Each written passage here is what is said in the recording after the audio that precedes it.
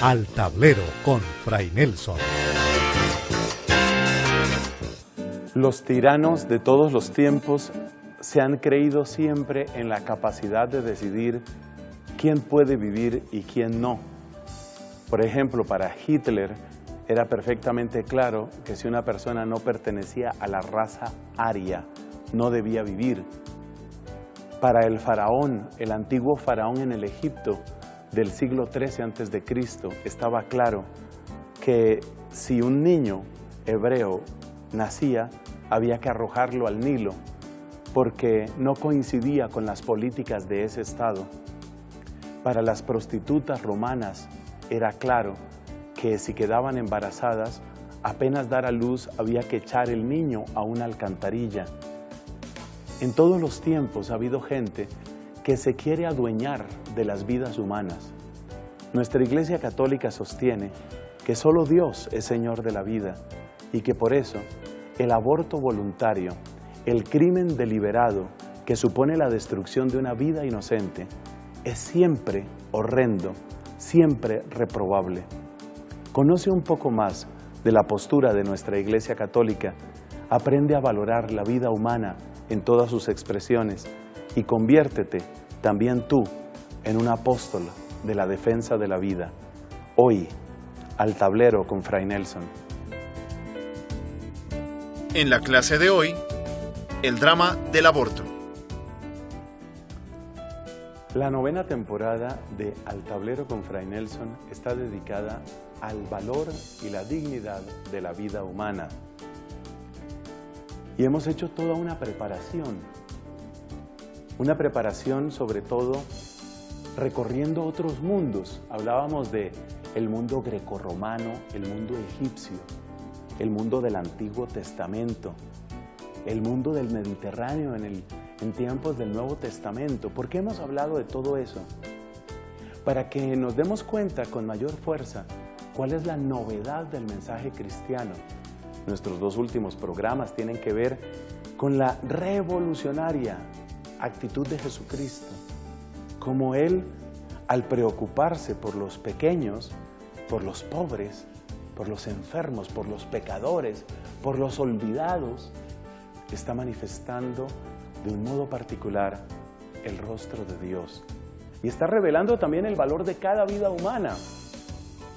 Acuérdate, por ejemplo, el pasaje de la adúltera, ¿no? Allá en el capítulo 8 de San Juan.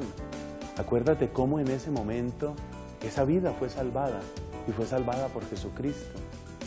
Evidentemente se trata de una persona que ha cometido un pecado, pero lo que Cristo está diciendo es, esta persona vale, esta persona tiene una esperanza, esta persona tiene un camino. Entonces, cuando descubrimos ese valor de la vida humana y cuando descubrimos que para Cristo la vida no se puede resolver simplemente con la lógica de la transacción, es decir, soy en cuanto tengo, valgo en cuanto yo pueda dar. Cuando descubrimos que Cristo supera esa lógica de la transacción y trae una lógica nueva, entonces entendemos que cada vida es preciosa. Y por eso, a partir de la predicación del mensaje cristiano, pues la dignidad y el respeto al valor de la vida se extiende por el mundo. Tú podrías poner, por ejemplo, un mapa mundi, tú podrías presentar un mapa del mundo y señalar cuáles son aquellas naciones en donde se ha predicado el cristianismo. Y descubrirás que esas son también las primeras naciones en donde se ha defendido el valor de la vida humana. ¿Por qué? Pues es que es obvio. Es que cuando nos damos cuenta que Cristo entregó su vida para salvación de todos, cuando entendemos que Cristo se preocupa especialmente de los más pequeñitos, porque lo que hicisteis a uno de estos mis humildes hermanos, a mí me lo hicisteis, dice Cristo. Mateo capítulo 25. Entonces entendemos que toda vida vale. En cambio, aquellas naciones que han recibido tardíamente o fragmentariamente o de modo incompleto el Evangelio, allí donde el Evangelio no ha prosperado, tampoco han prosperado los derechos humanos. Esto no es amable decirlo en televisión, pero es una realidad. Mira los países comunistas, mira los países ateos, mira China, mira India y mira qué valen las vidas humanas. Mira, hay casos tan supremamente crueles que parece que fueran chistosos.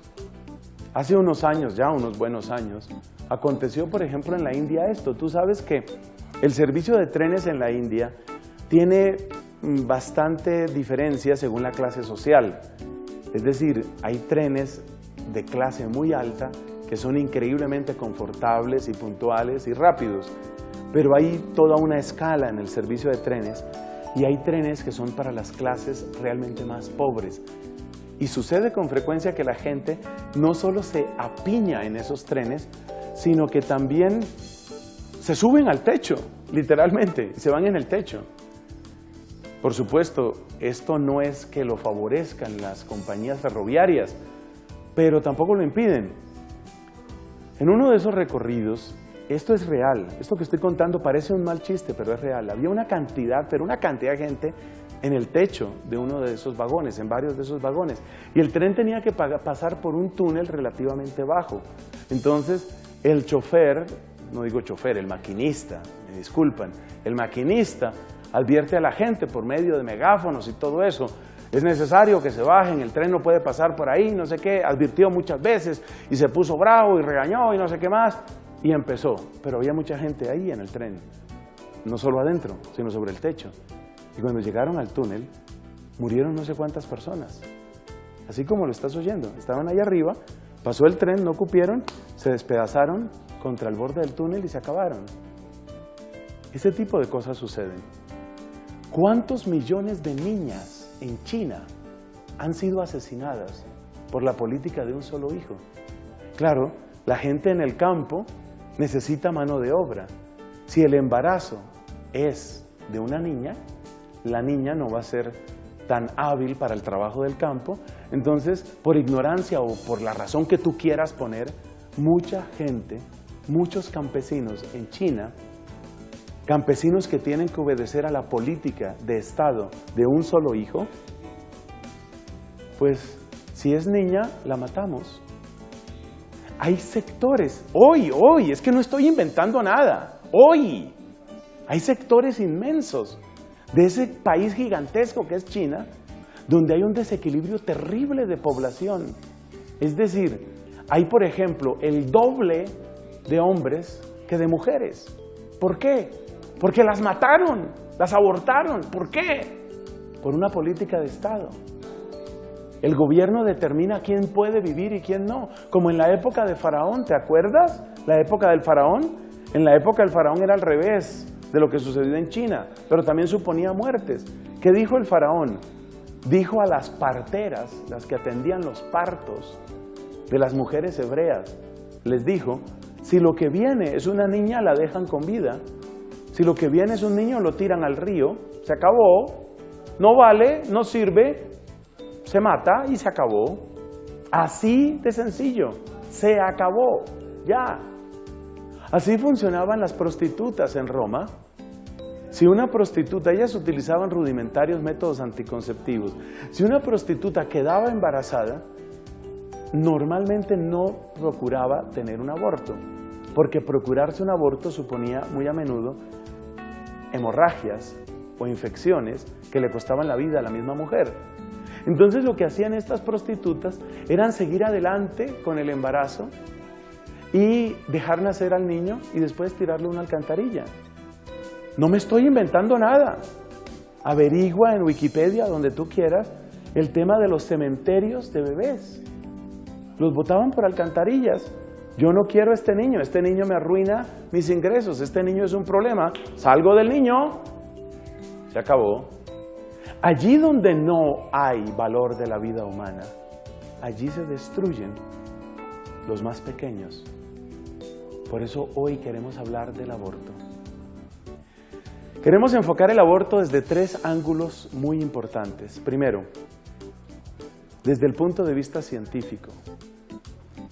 Esto, Dios mío, esto no tendría uno que decirlo, esto debería estar claro para todo el mundo.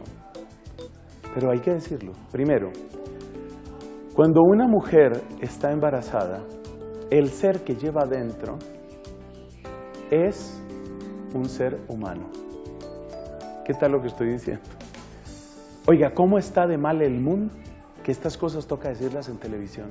Toca recordar que lo que una mujer tiene en el vientre no es una rata, no es un sapo, no es un dinosaurio, no es un gorila, es un ser humano. Por eso, el aborto supone la destrucción de una vida humana. Así de sencillo.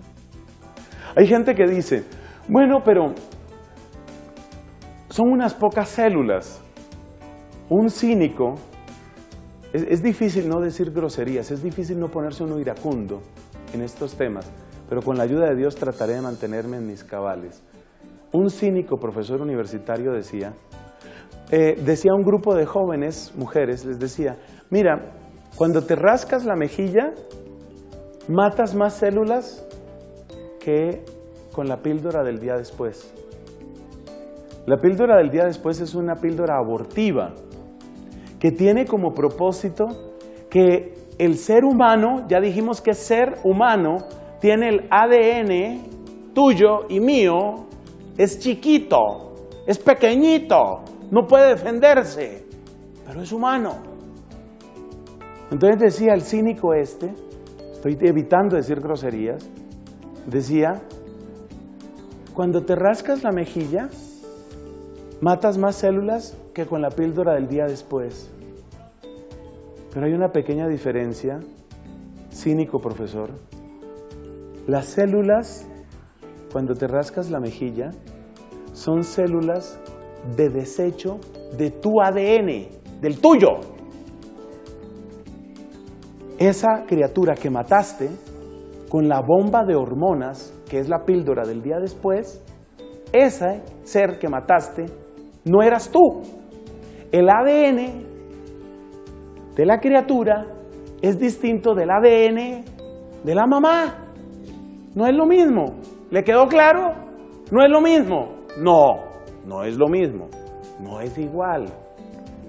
Si esa mujer, por ejemplo, porque pertenece a un grupo satánico, que los grupos satánicos hacen todo tipo de barbaridades, se corta un dedo, se mutila, ese dedo, que pesaba no sé cuántos gramos, ese dedo era de ella, suponiendo que ella tuviera derecho a hacer eso. El embrión que ella se saca del vientre no era ella, era distinto.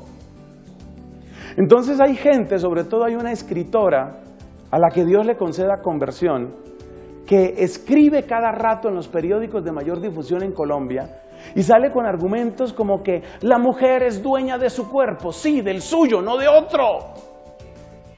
La mujer es dueña de su cuerpo, no de otro cuerpo. Y este es otro cuerpo. Lo que está en el vientre de ella es otro cuerpo, otro cuerpo. Yo nunca fui parte del cuerpo de mi mamá, nunca. Y yo tengo el mismo ADN desde la concepción hasta ahora, el mismo. Tú tienes el mismo ADN desde tu concepción hasta ahora, el mismo. No ha cambiado, no tienes otro ADN, nunca fuiste otro ser. Entonces, ¿qué es esa tontería? ¿Qué es esa repetición de estupideces? La mujer es dueña de su cuerpo. Sí, es dueña de su cuerpo, no de otro cuerpo. Entonces dejemos ahí la parte científica. Lo que está en el vientre de una mujer es un ser humano, pequeño, pero un ser humano. Ese ser humano es distinto de la mamá y destruir a ese ser humano es destruir una vida humana. Que Dios limpie al mundo del crimen del aborto. Volvemos en un momento.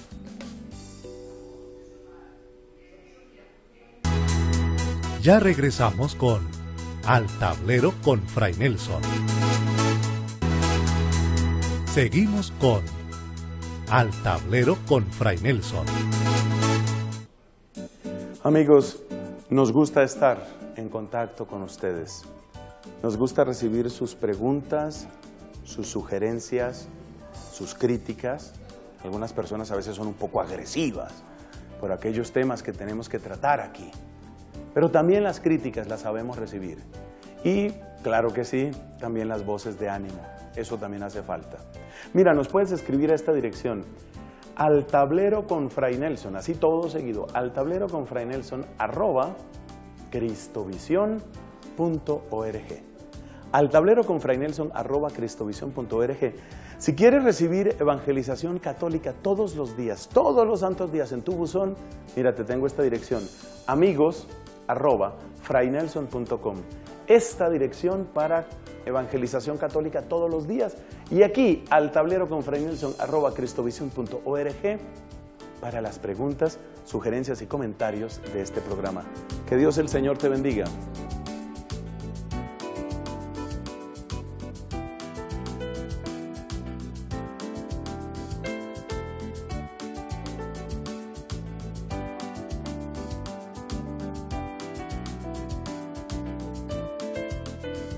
Siento alegría poderme comunicar con usted a través de nuestros correos. He seguido sus intervenciones en Cristovisión y en verdad quedo maravillado, ya que estoy convencido que el Espíritu Santo lo ilumina. Ruego al Todopoderoso lo siga guiando y así continúe evangelizando por intermedio de Cristovisión. Un abrazo y muchas bendiciones. Juan de Jesús Duque.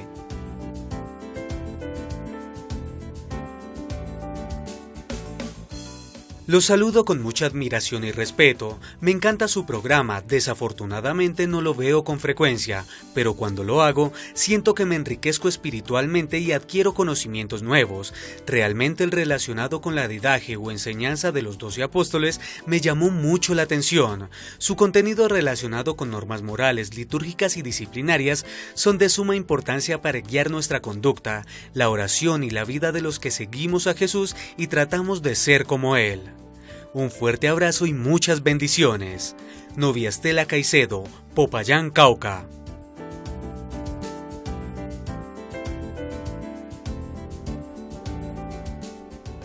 En el espacio que nos permite la televisión con este programa, estamos desarrollando 3 dimensiones sobre el tema del aborto. La primera, que ya hemos comentado, es el dato científico, que se resume en que el aborto es un asesinato. ¿Por qué?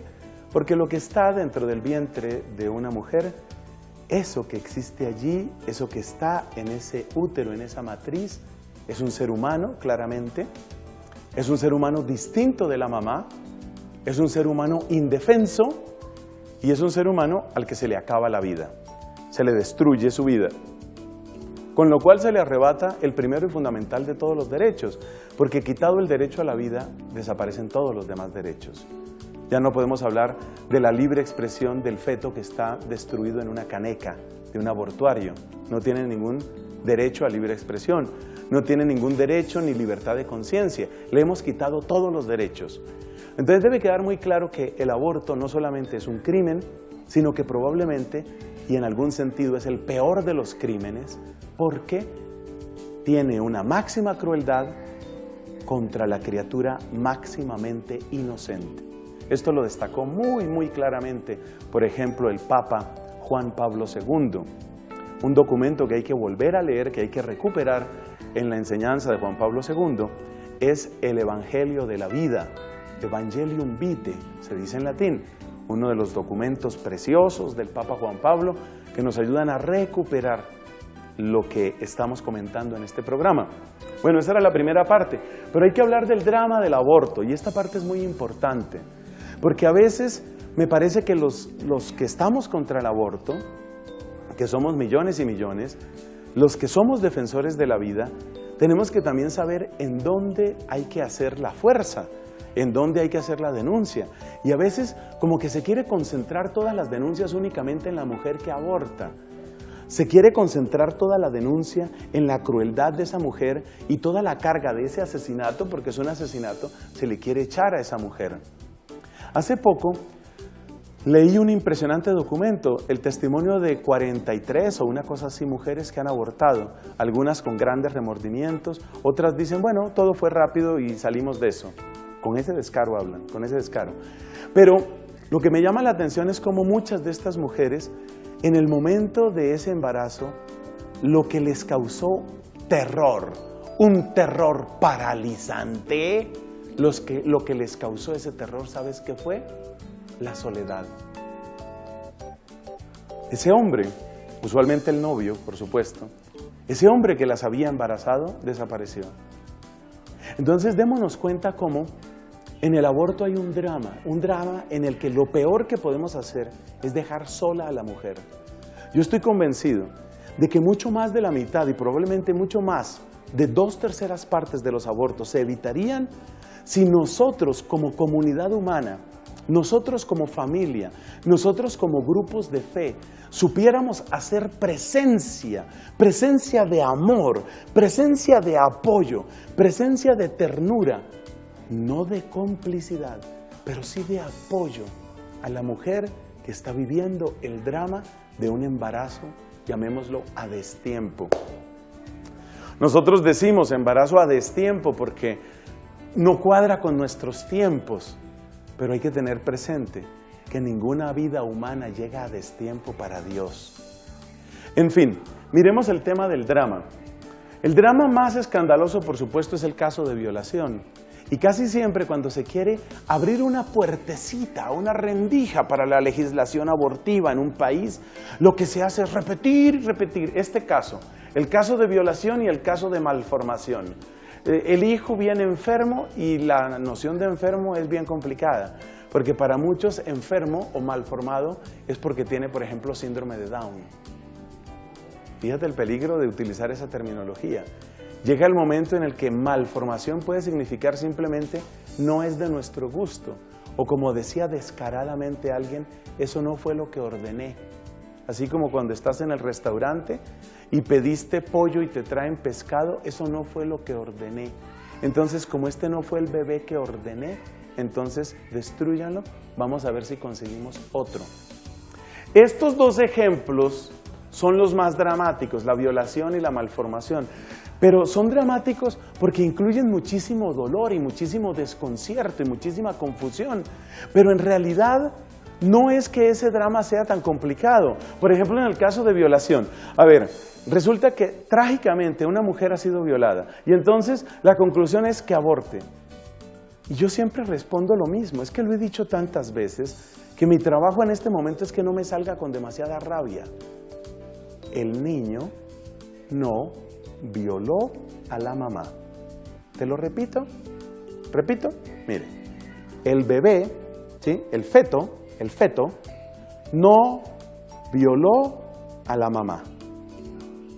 ¿Por qué castigas al que no hizo nada? ¿Por qué? Con el peligro adicional de quitar la responsabilidad del violador. Esa mujer no se embarazó sola, ¿no?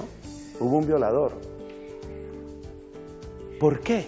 ¿Por qué entonces le quitas la responsabilidad?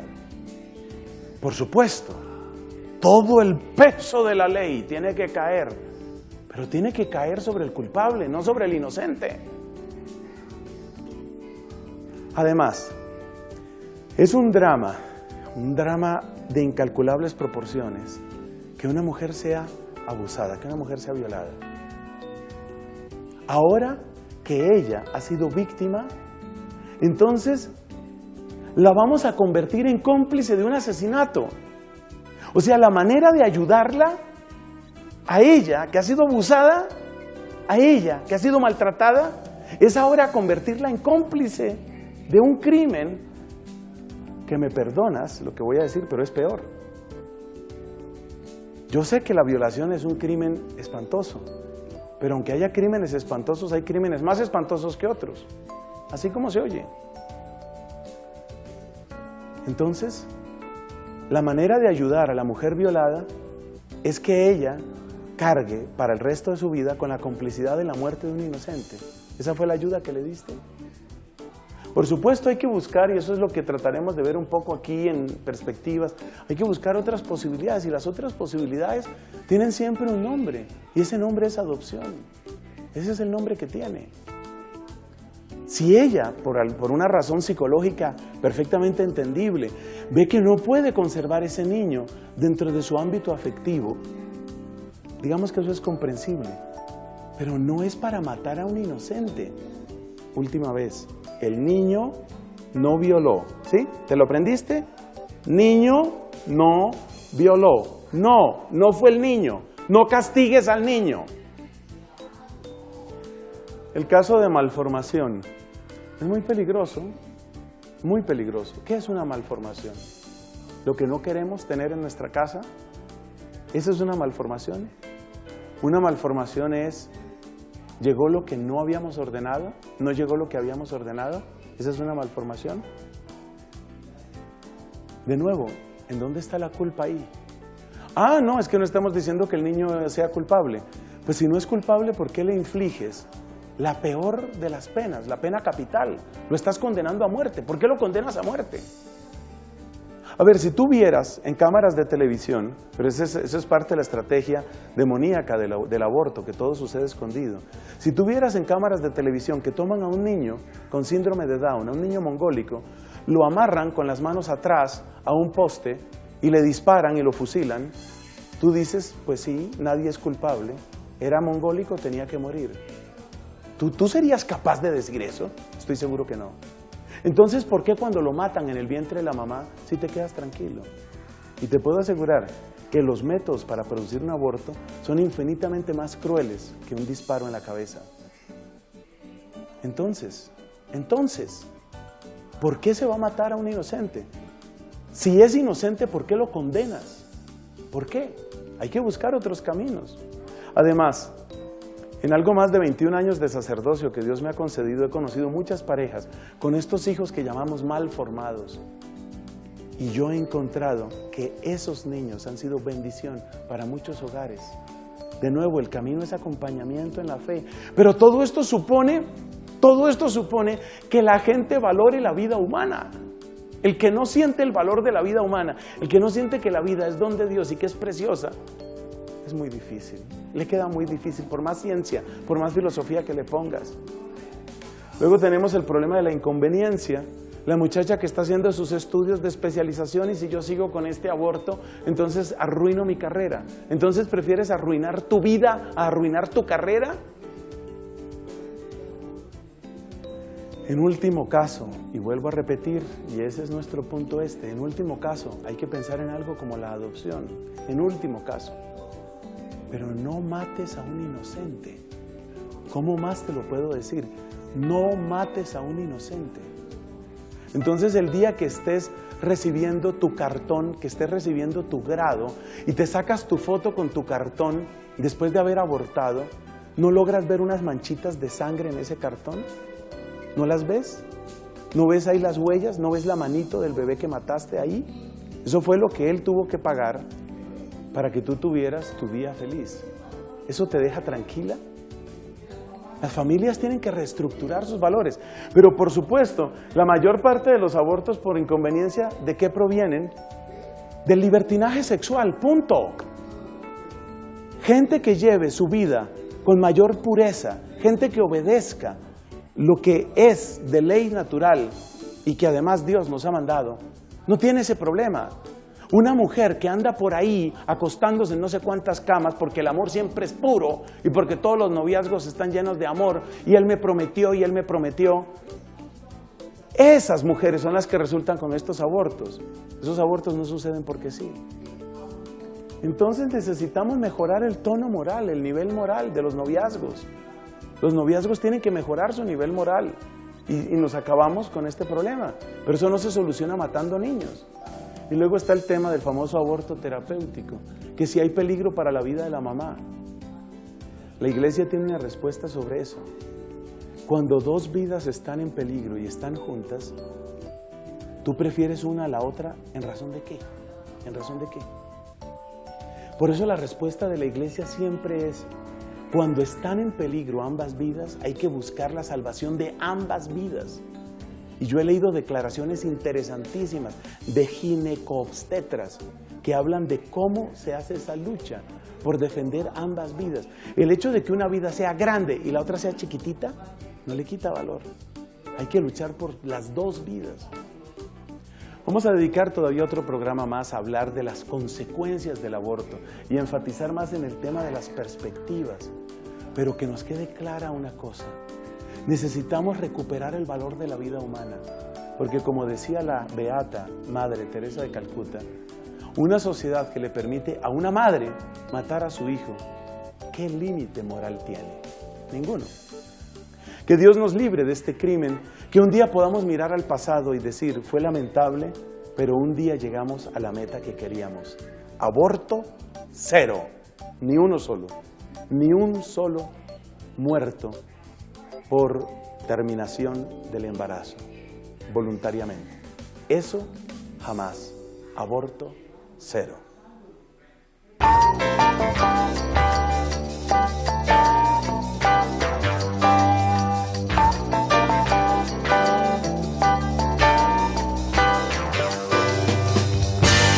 Al tablero con Fray Nelson.